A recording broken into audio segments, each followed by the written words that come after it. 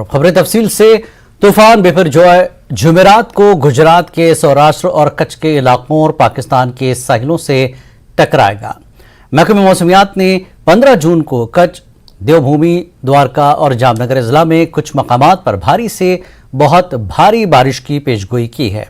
हुकाम ने मंगल को गुजरात के कच्छ जिले में जुकाव बंदरगाह के करीब ताकतवर तूफान बिपरजॉय के मुमकिन लैंडफॉल से कबल साहिली इलाकों से तकरीबन 50,000 लोगों को आरजी पनाहगाहों में मुंतकिल किया गया है। हवा की रफ्तार 135 से 150 किलोमीटर तक होगी, जिसमें पाकिस्तान के कुछ हिस्से कराची के दरमियान गुजरने का इम्कान है। IMD ने सौराष्ट्र कच्छ खित्ते के साहिली हिस्सों को तेज हवाओं के साथ तूफानी बारिश की वार्निंग जारी की है। अहमदाबाद के IMD की डायरेक्टर मनोरमा मोहंती ने कहा कि साइक्लोन के दस्तक देने और कमजोर होने के बाद उसके शिमाल मशरक और जनूबी राजस्थान की तरफ बढ़ने की उम्मीद है। इसकी वजह से शिमाली गुजरात में 15 से 17 जून तक भारी से बहुत ज्यादा बारिश होगी। तूफान के पेश नजर देवभूमि, द्वारका, राजकोट, जामनगर, जूनागढ़, पोरबंदर, गरसुमनाथ, मोरबी और वलसाड़ के मुतासरा अजला में 17 NDRF और 12 SDRF टीमों को स्टैंड बाय पर रखा गया है। वेस्टर्न रेलवे ने कहा कि इसने एहतियाती इकदाम के तौर पर अब तक 69 ट्रेनों को मनसूख किया है और 26 दीगर ट्रेनों का शेड्यूल तब्दील किया है।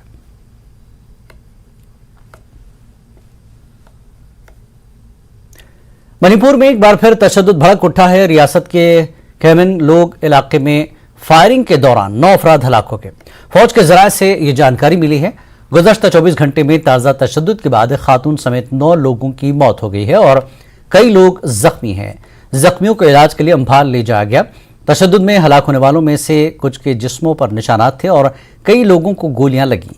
शिमाल मशरक़ी रियासत मणिपुर में तशद्दुद के एक ताज़ा दौर के बाद कर्फ्यू में ढील खत्म कर दी गई। Particularly the violence with gun is done as per report by the Kuki militant. I was told like that. And if it is the Kuki militant who are under the domain of the SHU, they have to be controlled properly and also to be monitored properly. There are about 14 designated camps.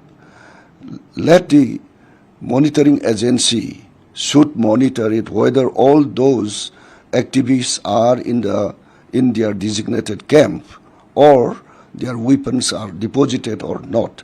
If it is certain and if there is intact in all the designated camp, there should not be any kind of gunfire. If there be anything happen, even if the militants are in the designated camp, then that will be another, the examination is required. Online gaming के जरिए तब्दीली मजहब के मामले में गिरफ्तार शाहनवाज उर्फ बड्डू पर नेशनल सिक्योरिटी एक्ट यानी NSA लगाने की तैयारी शुरू कर दी गई है। गाजियाबाद पुलिस को बड्डू के खिलाफ कई शवाहिद मिले हैं, जिसके बाद उसके खिलाफ NSA लगाया जा सकता है। गाजियाबाद सिटी के DCP ने यह जानकारी दी। यह भी बताया कि बड्डू का पाकिस्तान से ताल्लुक भी सामने आया है। ये तमाम मालूमात उसकी कॉल डिटेल चेक करने के बाद सामने आई। गाजियाबाद सिटी के DCP निपर अग्रवाल ने कहा कि शाहनवाज उर्फ बड्डू की कॉल डिटेल में बड़ा इंकशाफ हुआ है। बताया गया कि इसने 30 पाकिस्तानी नंबरों से बातचीत की। इसके अलावा बड्डू से 2 मेल IDs भी मौसूल हुई हैं, जिनमें से एक पाकिस्तान की है। पुलिस को बड्डू के POK में बैठे एक शख्स से चैट भी मिली है। इसके अलावा लाहौर के ट्रैफिक इंस्पेक्टर का शनाख्ती कार्ड भी बरामद हुआ। हिजाब तनाज़े से सुर्खियों में आए दमुख के गंगा जमुना स्कूल के खिलाफ हुकूमत की कार्रवाई जारी है। महकमे तालीम के जरिए स्कूल की मंजूरी खत्म किए जाने के बाद अब जिला इंतजामिया ने हुकूमत के अहकाम पर स्कूल की इमारत को गैर कानूनी तामीर बताते हुए इन्हदामी कार्रवाई शुरू कर दी है। 3 मंजिला इमारत की 2 मंजिल को सख्त सिक्योरिटी इंतजामात के बीच गिरा दिया गया है। हालांकि इन्हदामी कार्रवाई के बीच स्कूल में पढ़ने वाले तलबा और उनके वालिदैन की मुखालफत का सामना पुलिस इंतजामिया को करना पड़ा। हुकूमत के जरिए स्कूल के खिलाफ कार्रवाई को जहां कानून का हिस्सा बताया जा रहा है, वहीं साबिक CM व मध्य प्रदेश कांग्रेस के सदर कमलनाथ ने स्कूल के खिलाफ की जाने वाली इन्हदामी कार्रवाई पर सवाल उठाए हैं।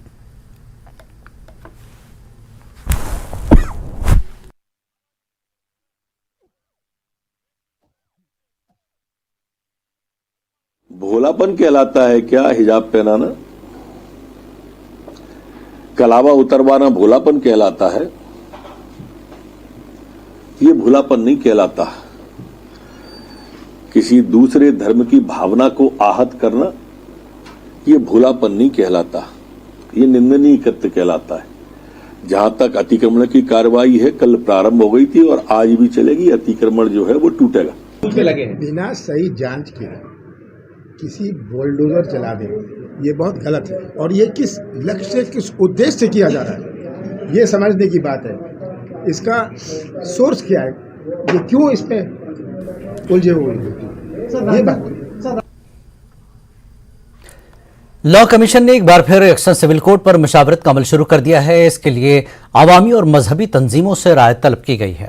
कमीशन ने बुध को एक बयान जारी करते हुए कहा कि 22 में लॉ कमीशन ने एक बार फिर एक्शन सिविल कोड के हवाले से तस्लीम शुदा मजहबी तंजीमों की राय जानने का फैसला किया है। इसमें मजीद कहा गया कि जो लोग दिलचस्पी रखते हैं और अपनी राय दे सकते हैं। कमीशन ने राय पेश करने के लिए 30 दिन का वक्त दिया है। कर्नाटक हाईकोर्ट के साबिक चीफ जस्टिस ऋतुराज अवस्थी की सरबराही में 22 में लॉ कमीशन ने दिलचस्पी रखने वालों से कहा है कि वो 30 दिनों के अंदर अपनी वेबसाइट या ईमेल पर अपनी राय दें। इससे कबल 21 में लॉ कमीशन ने भी इस मौजू का मुताला किया था। तब कमीशन ने इस पर मजीद बहस की जरूरत बताई थी। इस मकाम को 3 साल से ज्यादा का अरसा गुजर चुका है। अब ये अमल नए सिरे से शुरू किया जा रहा है।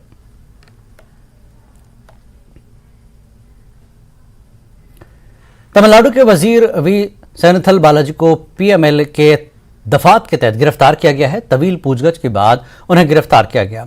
मंगल को उन्हें बेचैनी की शिकायत के बाद शहर के एक सरकारी अस्पताल में दाखिल कराया गया था, जहां डॉक्टरों ने उन्हें बाईपास सर्जरी कराने का मशवरा दिया। बताया जा रहा है कि सेनेथल को एक खुसूसी अदालत में पेश किए जाने का इम्कान है, जहां एजेंसी उनकी तहवील तलब करेगी। Apart from whether the case is made out or not, the procedure adopted by the ED is totally illegal and unconstitutional. Yesterday he was taken out of his house by 2 a.m. He was kept under detention for about 14 hours from 7 a.m. on 13th morning to 2 a.m. today, and without informing him the grounds of arrest, without informing his friends and relatives about the factum of arrest, the grounds of arrest, he was taken to custody, and the procedure established by law, that is section 41 capital A of CRPC, was not followed, totally violated. So we will fight this case legally. So will you be moving court, sir? Naturally. What is the plea going to be? That we have to yet decide. We will decide by 1 o'clock. So when did Senthil Balaji develop chest discomfort? He was complaining, according to him, in the hospital, he informed that he was telling the ED officials from 9 p.m. yesterday that he was not comfortable. In spite of that, no medical care was given to him. So why do you say the ED has not? Why do you say the ED has not followed procedure in the? That is what I said. 41 capital A of CRPC not followed. The Constitution Article 22 was not followed. No procedure which is contemplated for the arrest of a man was followed. Tamil Nadu के वजीर we सेनेथल Balaji की गिरफ्तारी पर सियासत गर्मा रही है। We सेनेथल की गिरफ्तारी को लेकर कई अपोजिशन पार्टियों ने मरकजी हुकूमत को निशाना बनाया। कांग्रेस सदर मल्लिकार्जुन खड़गे ने ईडी के इकदाम को हुकूमत की जानिब से हिरासा करने और इंतकाम की सियासत करार दिया। खड़गे ने कहा कि अपोजिशन पार्टियां उसकी कार्रवाइयों के सामने झुकने वाली नहीं हैं। डीएमके सरकार वहां अस्तित्व में उसको डराने की कोशिश कर रहे हैं। तो ये इससे यही मालूम होता है कि केंद्र सरकार ये डर के हरासमेंट कर रही है और लोगों को CBI, ED, CVC, anti corruption ऐसे इंस्टीट्यूशन को मिसयूज कर रही है। और हम पहले से बोलते आ रहे हैं कि इतना मिसयूज कर रहे हैं, गवर्नमेंट गिराने के लिए, गवर्नमेंट बनाने के लिए वही कोशिश कर रहे हैं। तो इसलिए मैं जो घटना यहाँ पर तमिलनाडु में घटी, डीएमके के मिनिस्टर के ऊपर जो आज ये हरासमेंट किया जा रहा है, उसका और एक बार मैं खंडन करता हूँ। ये बहुत गलत है भारतीय जनता पार्टी को अगर ये लगता है कि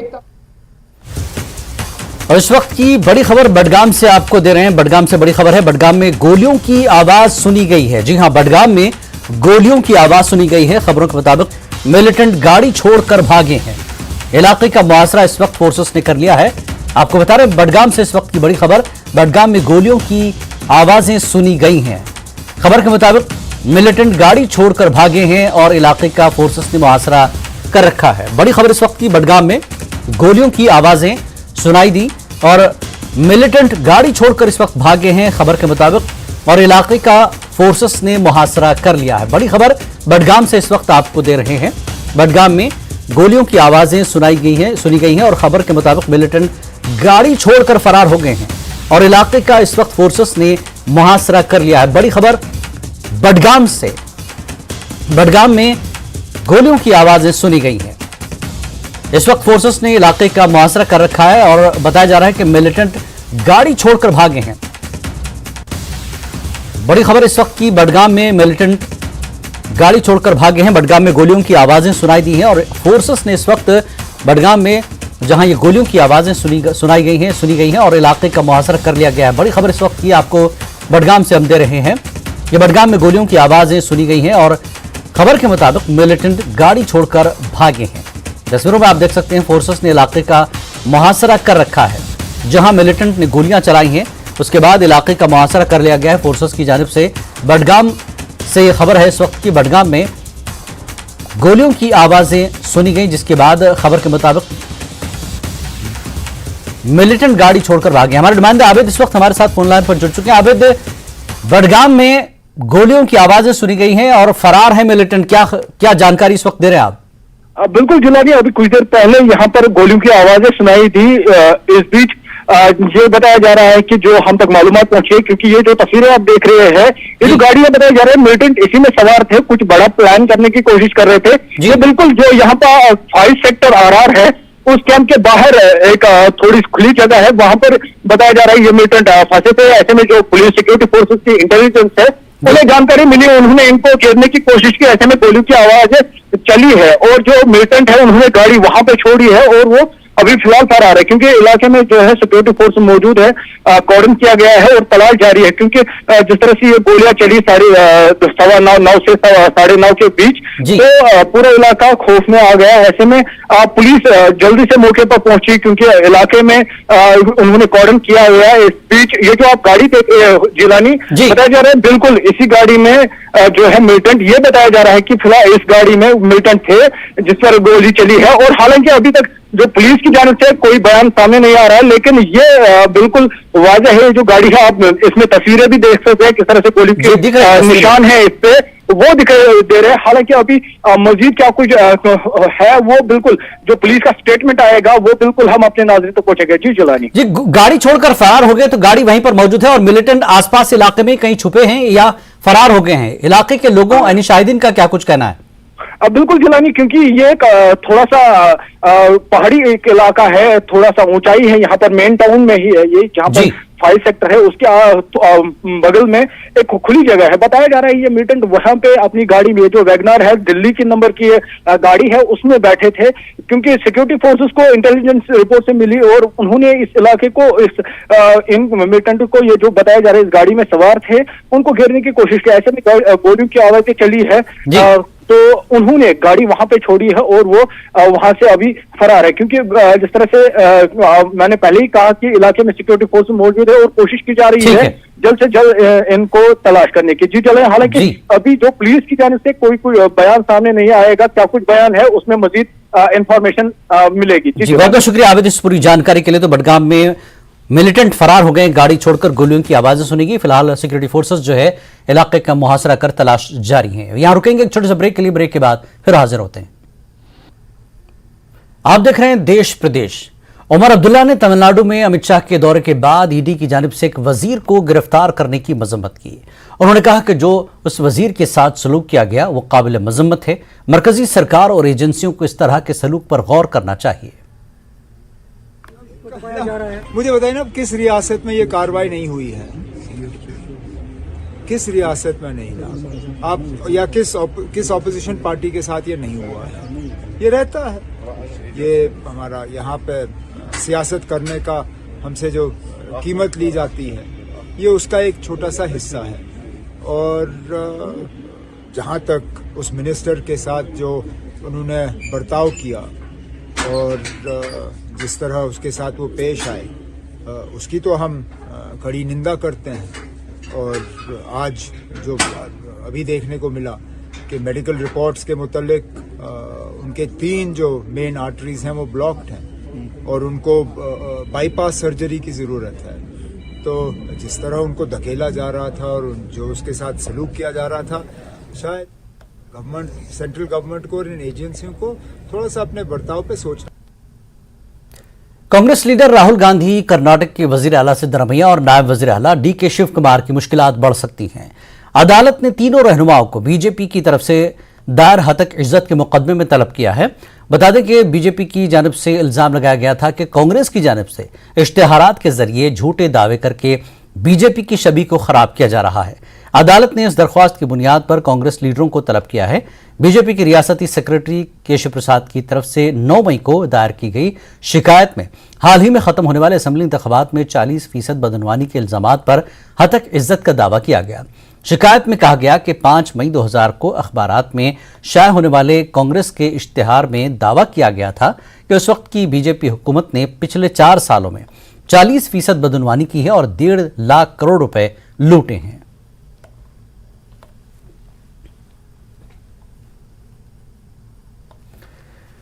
तेजस्विनी की मौके पर मौत हो गई है। हैदराबाद से ताल्लुक रखने वाली लड़की मेट्रोपॉलिटन पुलिस के मुताबिक एक 28 साला खातून को चाकू से हमले में जख्मी हालत में अस्पताल में ले जाया गया, ताहम वो जख्मों से जान बर ना हो सकी। लंदन के वेम्बले में हैदराबाद की 28 साला तेजस्विनी, जो आला तालीम के लिए लंदन में मुकीम थी, मंगल को ब्राजील के एक शहरी ने मुबीना तौर पर हमला किया। तेजस्विनी की मौके पर ही मौत हो गई। ये वाक़या वेम्बले के इलाके नेल क्रेसेंट में पेश आया। हैदराबाद में रहने वाली तेजस्वी के कजन विजय ने बताया कि मुलजिम ब्राजीलियन था और 1 हफ्ते से भी कम अरसा कबल तेजस्विनी अपने दोस्तों के साथ रहने के लिए आया था। और बताया जाता है कि तेजस्विनी मास्टर्स की डिग्री हासिल करने के लिए गुज़श्ता साल मार्च में लंदन गई थी। इस सिलसिले में पुलिस ने कत्ल के शुबे में 2 अफराद को गिरफ्तार किया, जिसमें एक मर्द और एक खातून शामिल हैं। पूछगछ के बाद खातून को रिहा कर दिया गया। అక్కడ మీకు తెలిసిన వాళ్ళు ఉన్నారా? తమ్ముడు, ఇంకో పెద్దమ్మ వాళ్ళ కొడుకు. ముందు కలిసి ఉంటుండే, తర్వాత జాబ్ దగ్గర అవుతుందని చెప్పి తను మూవ్ అయిపోయింది వేరే ప్లేస్కి, దండికి. ఆ బ్రిడ్జిలోడు అతను చెప్పారు కదా, అతనికి వీళ్ళకి ఏమన్నా లేదు, వాడు కొత్తగా వచ్చిండు రూమ్లోకి. వాడు వచ్చి కూడా 1 వీక్ కాలేదు. వీళ్ళు నాకు తెలిసి ఒక్కసారి కూడా ఏం మాట్లాడుకోలేదు చక్కగా. ఇద్దరు రూమ్మేట్సేనా? అంటే అది షేర్డ్ అకామిడేషన్, అంటే కామన్ కిచెన్ ఉంటుంది ప్లస్ ఇంకా। शिमाली नाइजीरिया में मकामी अफराद कश्ती में सवार होकर शादी से वापस आ रहे थे कि दौरान सफर कश्ती हादसे का शिकार होकर उलट गई। पुलिस के मुताबिक कश्ती में मुतादिद अफराद सवार थे, जिनमें से 100 से ज्यादा अफराद के डूबकर हलाक होने की तस्दीक हुई, जबकि दरिया में डूबने वाले दीगर अफराद की तलाश जारी है। मीडिया रिपोर्ट्स में बताया गया कि हादसा पीर की सुबह क्वारा स्टेट के दरिया नाइजीरिया में पेश आया, जिसमें 100 से ज्यादा के अफराद की हलाकत की तस्दीक की गई है, जबकि 100 से ज्यादा अफराद को रेस्क्यू करने का दावा भी किया गया। मकामी हुकाम के मुताबिक सर्च और रेस्क्यू ऑपरेशन जारी है और हलाकतों में मजीद इजाफे का खदशा है, जबकि मरने वालों में खवातीन और बच्चे भी शामिल हैं, जो एक करीबी गांव में होने वाली शादी की तकरीब से वापस आ रहे थे। हुकाम का कहना है कि हादसा मकामी वक्त के मुताबिक रात 3 बजे पेश आया और रात के अंधेरे की वजह से हादसे का इल्म न होने की वजह से ज्यादा हलाकतें हुई हैं।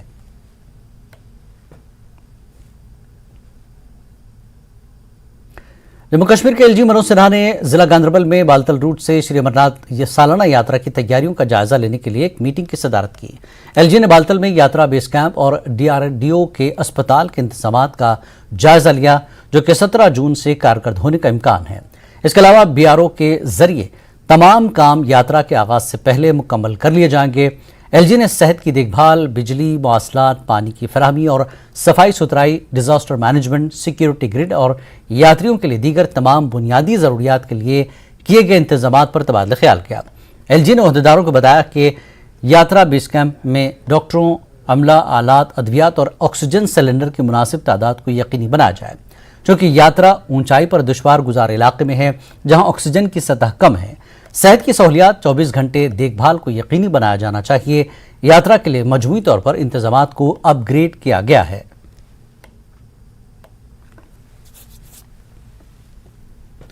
मरकजी वज़ीर दाखिला अमित शाह और वज़ीर दिफा राजनाथ सिंह जम्मू का दौरा करेंगे। वज़ीर दाखिला 23 जून को जम्मू में रैली करेंगे। वज़ीर दिफा 26 जून को जम्मू का दौरा करेंगे। राजनाथ सिंह सिक्योरिटी पर कॉन्फ्रेंस से खिताब करेंगे।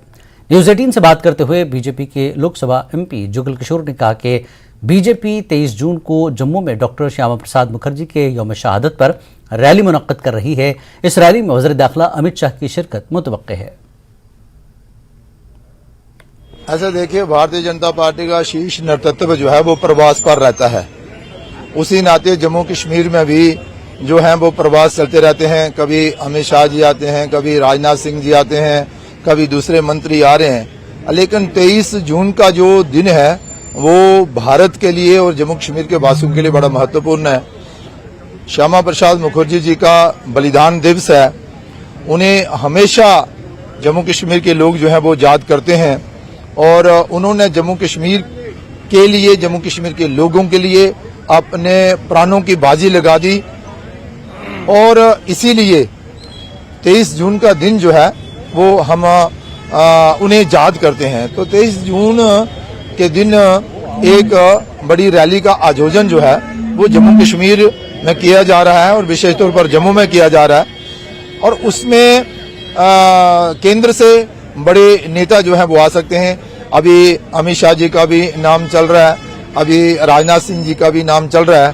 तो कोई भी मंत्री आएगा, लेकिन आएगा। DPAP के सदर गुलाम नबी आजाद ने कहा कि जम्मू कश्मीर के अवाम इलेक्शन का बेताबी से इंतजार कर रहे हैं। जम्मू कश्मीर में इलेक्शन आने का नाम ही नहीं ले रहे हैं। जम्मू कश्मीर में इलेक्शन ओवरड्यू हो गया है। लोग अपने मसाइल मुंतखब अवामी नुमाइंदों को बता सकते हैं। इलेक्शन नहीं होने से कई मसाइल हैं। अपोजिशन इत्तेहाद पर गुलाम नबी आजाद ने कहा कि दूसरी सियासी पार्टियों पर जब मुसीबत आती है तो वो इत्तेहाद की बात करते हैं। गुज़श्ता 6 सालों से जम्मू कश्मीर के मसाइल और इलेक्शन की बात नहीं करती हैं। इलेक्शन का बेताबी से कई सालों से हम इंतज़ार कर रहे हैं। गुज़श्ता 5-6 साल से इंतज़ार कर रहे हैं। जब से गवर्नर रूल हुआ था तो हम तभी चाहते थे कि 6 महीने के अंदर अंदर इलेक्शन हो जाए, लेकिन इलेक्शन होने के बजाय यूटी बन गया। अब यूटी बने हुए भी 5 साल हो गए, तो ओवरड्यू हो गया है। इसलिए जितना जल्दी इलेक्शन इस रियासत में हो जाए तो लोगों के जितने मुश्किलात हैं वो कम हो सकते हैं। लोग अपने चुने हुए नुमाइंदों के साथ अपनी बात रख सकते हैं और चुने हुए नुमाइंदे भी दूर दराज इलाकों तक पहुंच सकते हैं, क्योंकि असम्बली न होने की वजह से कई बरसों से मुश्किलात बहुत हैं। बेकारी है, बेरोजगारी है, बिजली की प्रॉब्लम है, महंगाई है।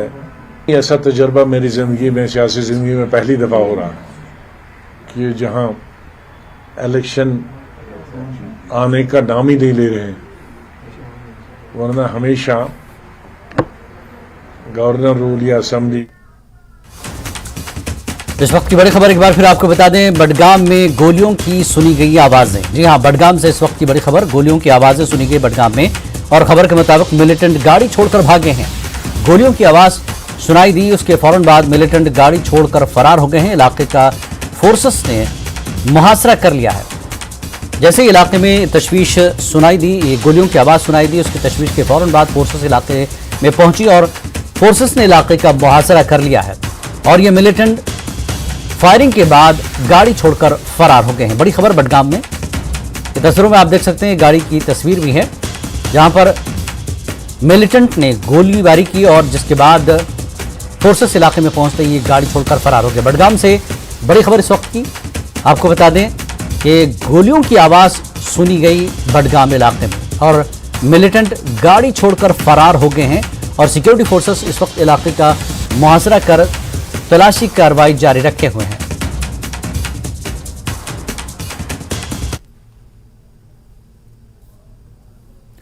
इस बुलेटिन में फिलहाल इतना ही। नमस्कार।